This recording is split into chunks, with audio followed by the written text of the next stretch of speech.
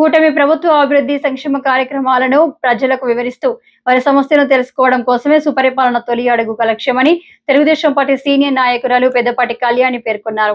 సోమవారం సాయంత్రం కూటమి ప్రభుత్వ ఏడాది సూపర్ పాలనపై ఎంప్లాయీస్ కాలనీలో ఇంటింటా ప్రచారం నిర్వహించారు. ఈ సందర్భంగా ఆమె మాట్లాడుతూ రాష్ట్ర ముఖ్యమంత్రి నారా చంద్రబాబు నాయుడు, ఉప ముఖ్యమంత్రి పవన్ కళ్యాణ్, మంత్రి నారా లోకేష్ ఆదేశాల మేరకు చేపట్టిన తొలి అడుగు కార్యక్రమం స్థానిక ఎమ్మెల్యే కొనతల రామకృష్ణ, మాజీ శాసనసభ్యులు పీల గోవింద సత్యనారాయణ, ఎంపీ సీఎం రమేష్ సూచనలతో మండలంలోని మేజర్ పంచాయతీ కశింకోట ఎంప్లాయీస్ కాలనీలో ఇంటింటా ప్రచారం నిర్వహించామన్నారు.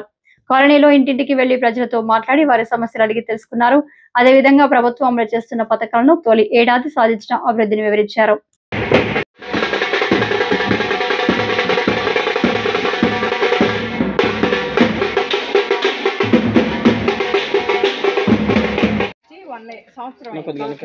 ఈ సంవత్సర కాలంలోనూ మా తెలుగుదేశం పార్టీ ప్రభుత్వం ఇచ్చిన పథకాలు ఏమేమి ఇచ్చాము? బీసీ సంక్షేమానికి చూడండి 41,456.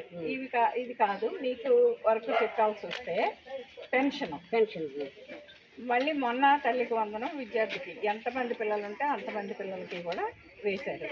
అలాగే ఎన్టీఆర్ భరోసా పెన్షన్ నెలకు 4,000 మీకు తెలుసు కదా. అలాగే దీపం పథకం పెట్టుకోవాలండి, పెడతాం. మీకు ఏమైనా ప్రాబ్లం ఉంటుంది అబ్బాయి అడుగుతాడు. మీకు ఏ చిక్కిబాబు కానీ ఉచిత గ్యాస్ కానీ రేషన్ కార్డు కానీ గ్యాస్ కంప్లైంట్ గ్యాస్ రావట్లేదండి. అందరికీ నమస్కారం అండి. ఈరోజు తెలుగుదేశం పార్టీ కూటమి ప్రభుత్వం వచ్చిన తర్వాత 1 సంవత్సర కాలం అయినందువలన సుపరిపాలనలో మొదటి అడుగు, సుపరిపాలన 1 సంవత్సరం సుపరిపాలన మొదటి అడుగు అని చెప్పి ఒక కార్యక్రమం చేపట్టడం జరిగింది ప్రభుత్వం. అందులో భాగంగా మేము కార్యకర్తలందరం కూడా నాయకులైన ఎంపీలు, ఎమ్మెల్యేల దగ్గర నుంచి, మినిస్టర్ల దగ్గర నుంచి, గ్రాస్ రూట్లో ఉన్న బూత్ ఇన్ఛార్జీల వరకు కూడా ప్రతి ఇంటికి వెళ్ళి ఆ ఇంట్లోన సూపర్ 6 పథకాల్లోన అమలు ఎంతవరకు జరుగుతుంది, ఈ సంవత్సర కాలం ప్రభుత్వం తాలూకా పనితీరు ఎలా ఉంది, ఒకవేళ ఏదైనా పొరపాటున టెక్నికల్ ఇష్యూ వల్ల కానీ, ఏదైనా ప్రాబ్లం వల్ల, వాళ్ళ ఆధార్ కార్డు ప్రాబ్లం కానీ, ఏదైనా ప్రాబ్లం వల్ల పథకాలు ఏమైనా రాకపోయినట్లుగా అయితే కనుక ఇమ్మీడియట్గా ప్రాబ్లం తెలుసుకొని దాని సాల్వేషన్కి ప్రభుత్వానికి పైకి మంగళగిరి పార్టీ కార్యాలయానికి అయితేనేమి, సచివాలయానికి అయితేనేమి పంపించడం జరుగుతుంది. వెంటనే ఆ ప్రాబ్లం సాల్వ్ చేయడం కోసం ప్రయత్నించడం జరుగుతుంది. అందులో భాగంగా చంద్రబాబు నాయుడు గారు, పవన్ కళ్యాణ్ గారు అభిప్రాయం ఏంటంటే, ఇంటింటికి కార్యకర్త వెళ్తే వాళ్ళ తాలూకా కష్ట సుఖాలు స్వయంగా తెలుసుకోవడం జరుగుతుంది.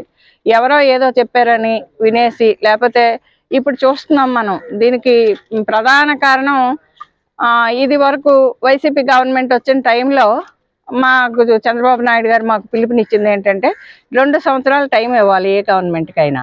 2 సంవత్సరాల కాలం చూసిన తర్వాత అప్పుడు మాట్లాడదామని చెప్పి ఆయనకున్న అనుభవంతోనూ, ఆయనకున్న విజ్ఞతతోనూ, ఆయనకున్న సంస్కారంతోనూ 2 సంవత్సరాల పాటు తెలుగుదేశం పార్టీ కార్యకర్తలు ఎవరిని కూడా రోడ్డు మీదకి వచ్చి మాట్లాడనివ్వలేదు.